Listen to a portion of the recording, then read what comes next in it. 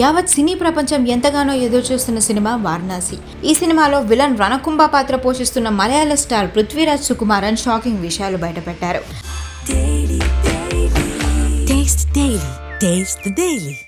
వారణాసి సినిమాలో మహేష్ బాబు తనపై వచ్చే ఒకే ఒక స్పెషల్ షాట్ కోసం జక్కన్న ఏకంగా 90కి పైగా టేకులు తీసుకున్నారని చెప్పుకొచ్చారు.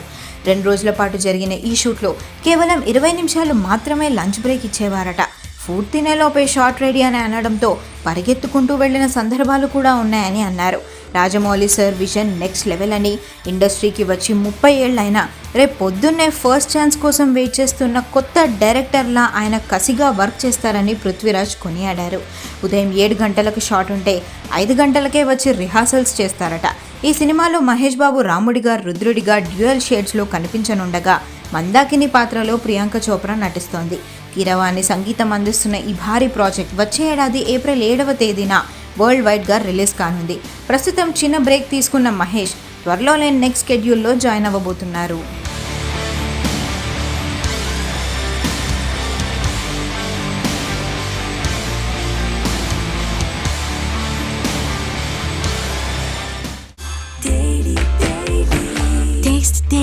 Taste the Daily.